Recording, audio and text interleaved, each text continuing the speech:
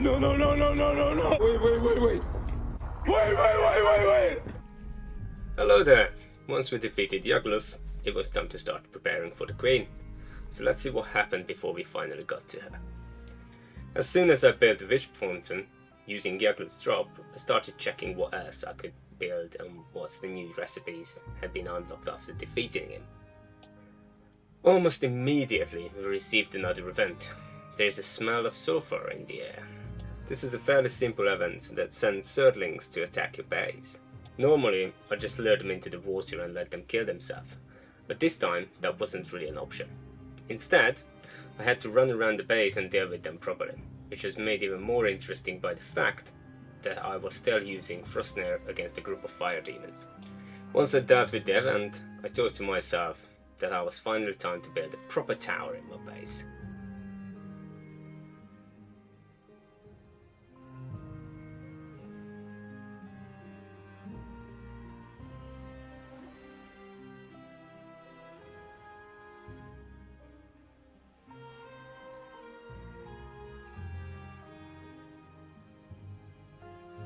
After finishing the tower and collecting a few wisps during the night, I decided it was finally time to head towards the Mistland.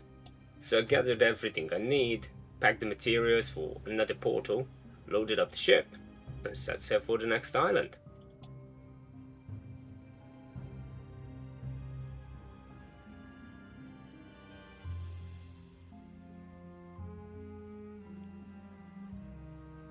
As usual, the first thing I looked for was a small stone town close to the Mistland.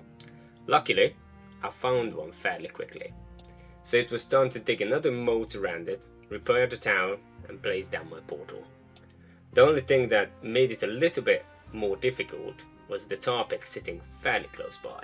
I didn't really want that to cause any problems later on, so I quickly dealt with it with all the growths and then drained the tar pit before settling in.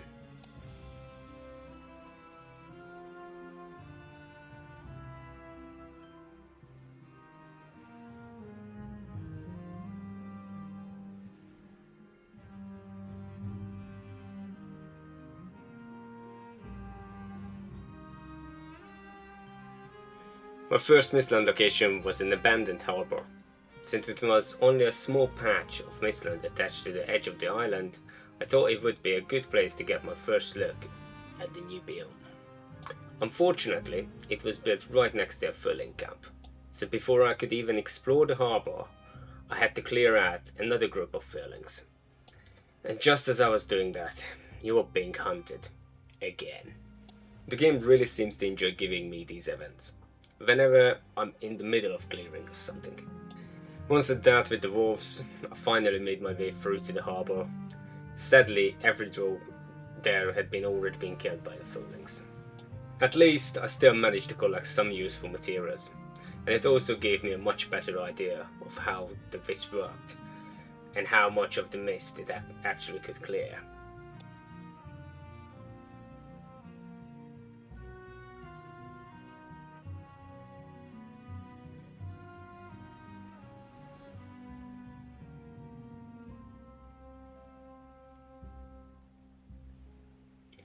Now it was finally time to head properly into the Mistland.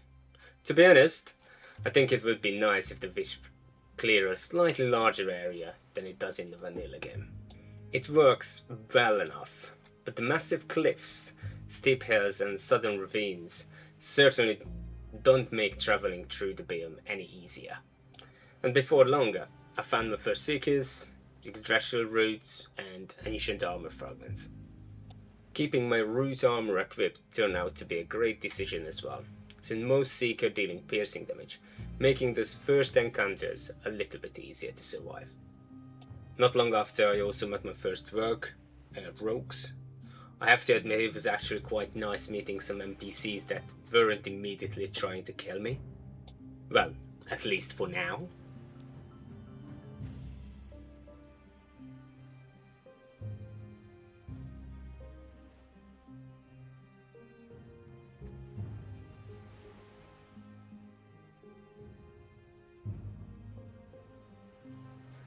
I also came across my first Gjall. I don't know how to pronounce that one, but that one. My first thought was to lure it out of the mist, so it would be easier to fight it, but I had other ideas. It simply turned around and floated straight back into the mist instead. At first, the basic idea of progressing through the Mistlands seemed fairly simple. I honestly thought this biome would be a fairly quick process. Well, I could have been more wrong. For the time being, though, I was having a great time exploring. Since I hadn't unlocked many recipes yet, started collecting absolutely everything I could find, breaking anything that looked breakable, and trying to unlock as many new armor and weapon recipes as possible.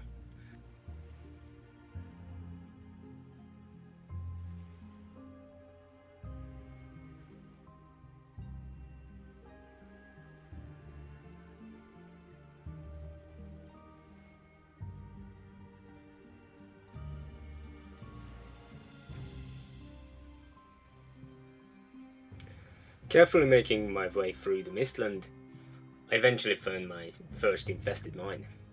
Naturally, I had to go inside and see what it was all about. One thing this biome made me realize, and I'm still not sure whether it's a bug or simply how the game works, is the combat targeting.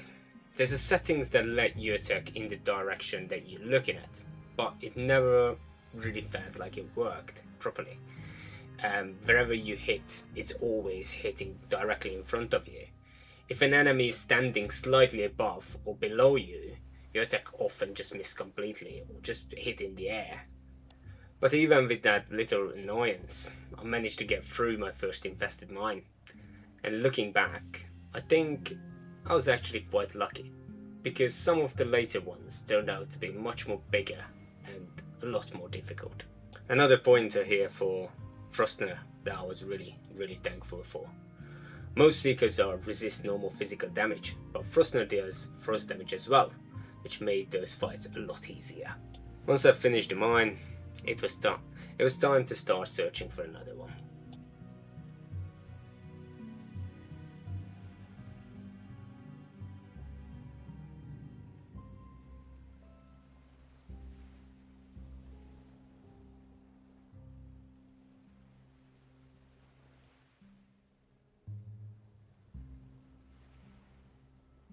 During my exploration, I came across my second rogue outpost actually.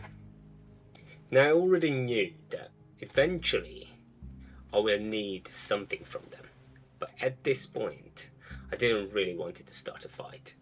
A lot of people recommend luring enemies into the outpost and letting the dwerg do all the work for you and the enemies to kill each other. To be fair, these guys are incredibly strong, especially the mages. At one point, I even managed to lure one of these Gjall towards one of their outposts, and they dealt with it without too much trouble in a couple of seconds and it was gone. Later on, I found another outpost where it already managed to pull a lot of Mistland creatures into it, killing most of the dwergs. I thought to myself, I may as well finish the job. However, it was still a much tougher fight than I expected. I barely managed to survive, but in the end, the dwarf extractor was finally mine.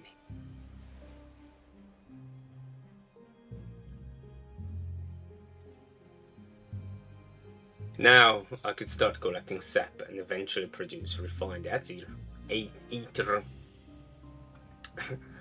As soon as I crafted my sap extractor, I placed it on one of the yggdrasil roots close to the little area where I'd been growing mushrooms, then built a small fence around it to making it sure that nothing actually or accidentally going to destroy it. At that point, I had most of the basic materials I needed.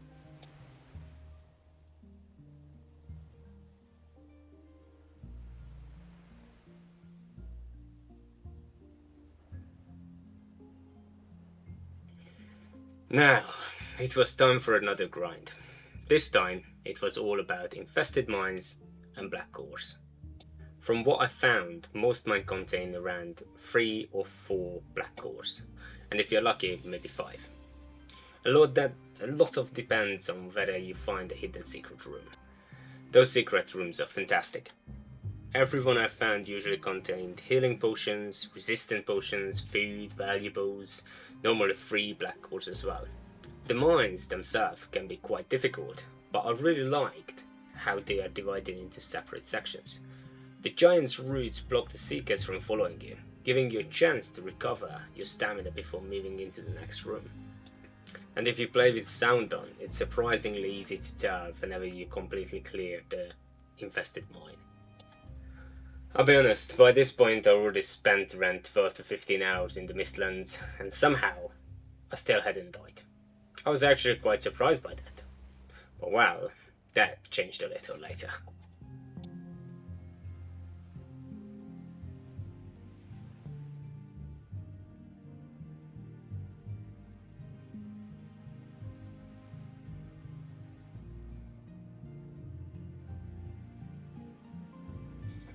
Once I collected a few black cores, I built my ATL refinery. Hugin already warned me that it was a dangerous machine, and I also read that it could damage nearby structures. Not really knowing what to expect, I built stone walls around it before switching it on. Turns out, they weren't kidding. The refinery constantly throws sparks that damage pretty much everything nearby. Even with the stone walls, I still had to repair the area every now and then.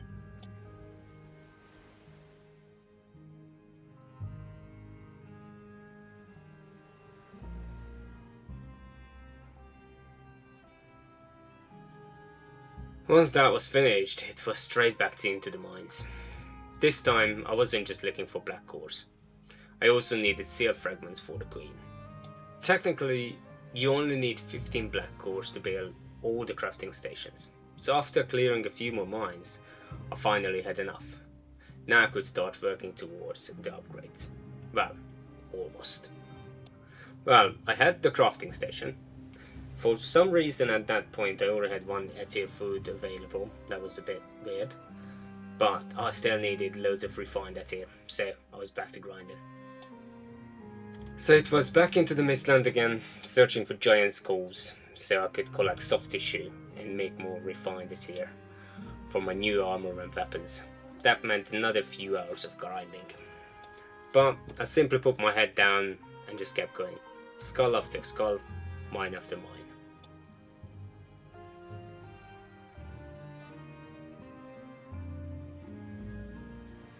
Since the Mistland terrain is quite difficult to go on, I started to carry a second portal with me, so I started to make a new base location every time or everywhere where I just go on. If it was a mine or if it was a skull, I could just drop it down. Being able to place one down whenever I needed it saved a huge amount of travelling and made exploring much less frustrating as well.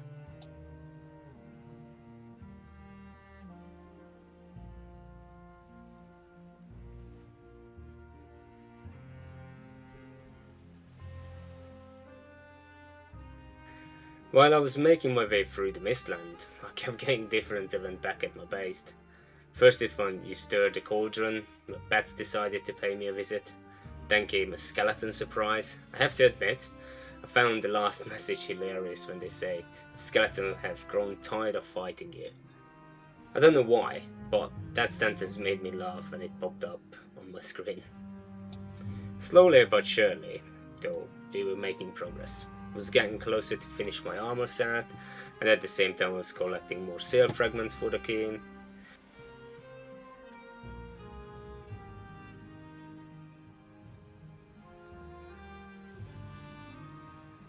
While all this was going on, I also bought some chicken eggs from Harder. That turned out to be more eventful than I expected. Chickens need heat, so I put a heat source in the pan. Unfortunately, one of my pigs ended up dying because of the smoke before I realized what was happening. Then, just to make things even more interesting, one of the chickens somehow managed to hatch outside the walls. That little escape attempt took me nearly 30 minutes before I finally managed to get back into the pan with the chicken. Pets in Valheim can be surprisingly frustrating sometimes. Thankfully, wink wink, I decided not to take my frustration out of the poor chicken. One eternity later. Earlier I mentioned that I was surprised I hadn't died in the Mistland yet. Well, that changed fairly quickly. My first death was actually came after a pack of Seekers attacked one of these dwarf outposts. Thinking everyone was already dead, I started breaking some of the crates. Turns out, one rogue has survived. He wasn't very happy about me stealing his things, so that death was definitely my own fault. After that, I died in the infested mine, mostly because of the ticks. Now that I switched to my new armor, the piercing resistance from the root armor was gone. A 2-star tick latching onto you hurts a lot. And because you can't easily turn around to hit them off, they can become surprisingly dangerous. Thankfully, that death wasn't too bad, because I placed the portal just around the corner. The worst one came a little bit later. By this point I collected all the seer fragments and finished my physical armor set. It was finally time to head towards the Queen's lair. I was so close. But a group of Seekers found me. At first I thought I could deal with them. But the 1-star one, when it joined in the fight, some reason it felt like it was hitting much harder than anything before. He was taking like a 60 HP down with a single bite. So before I knew it, I was dead. Normally, that wouldn't be too much of a problem. But this time there wasn't no portal nearby, since I was always breaking it and taking it myself to the next point of interest where I put that down. So I decided to grab my old armor, jump on the ship, and sail back to recover my gear, since the Queen's lair wasn't too far from the shoreline. Getting there wasn't really the problem. Getting my gear back, that was. This time there were 3 Seekers waiting for me. I ended up falling into the water, and that's where everything went wrong. When you're swimming, the enemies can still attack you, but you can't really do anything. You put your gear away, and that's it. Once my stamina's run out, you start drowning. So you get it right. You know what's happening next. I died. That was the point where I had enough. I simply quit the game and walked away from a while. After calming down, I came back with a new plan. Still needed my gear back, so there was no point giving up now. That meant another bit of grinding to craft a replacement set of armor and weapons, so I could safely make my way back. Thankfully, it didn't take nearly as long as I expected. Before too long, I rescued all my original equipment and finally made it back to the Queen's Tower.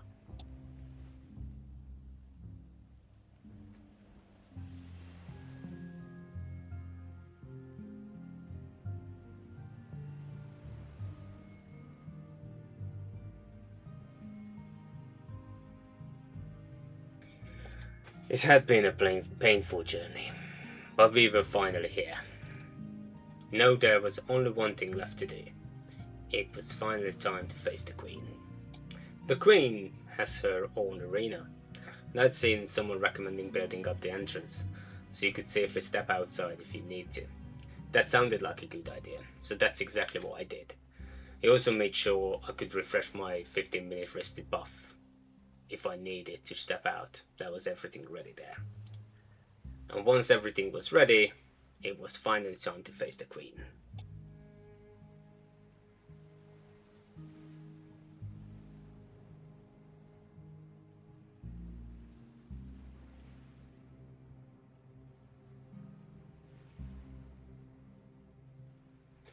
My first attempt was with a full physical build.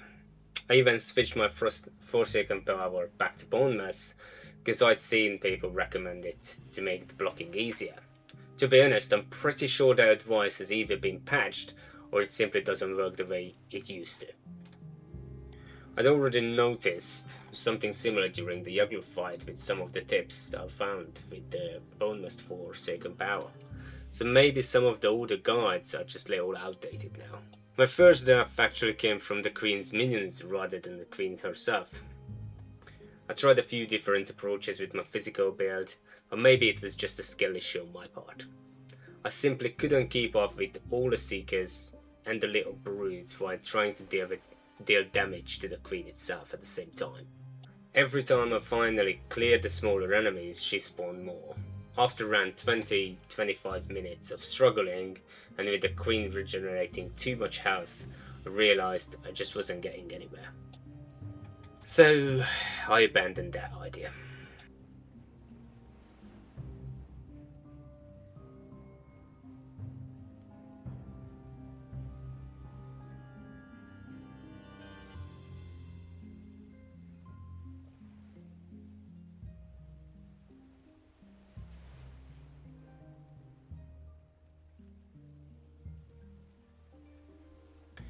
It was back to the drawing board.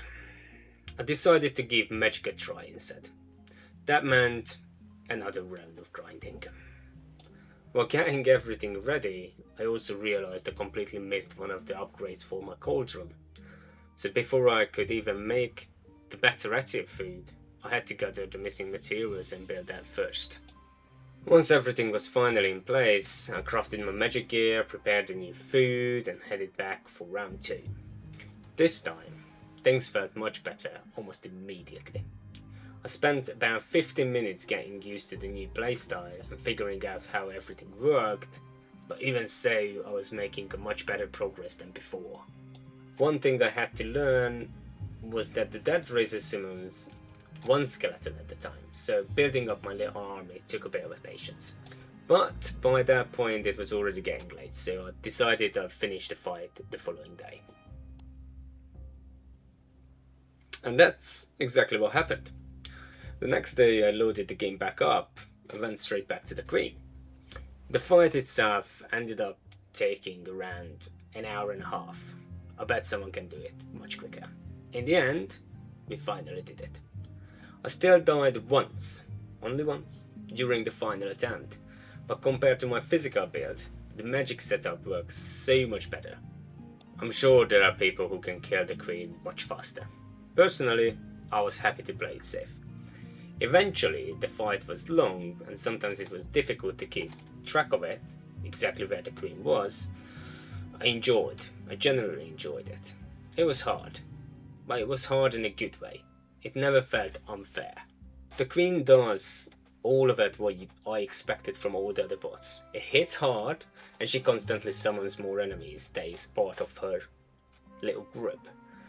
But if you manage everything properly, it always feels like you have a chance to come up onto the top.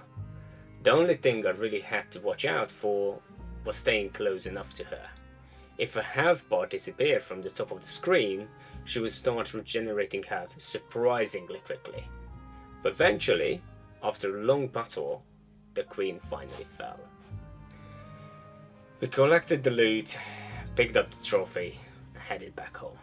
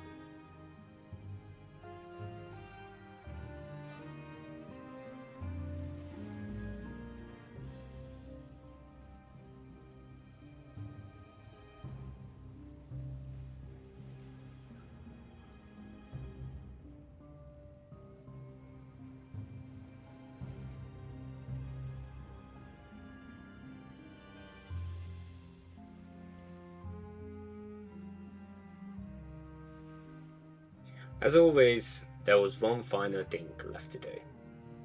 Back at the sacrificial stones, I hung the Queen's trophy alongside all the others, and with that, this episode comes to an end. thank you very much for watching, and I'll see you in the next one. There's only one more boss left, currently.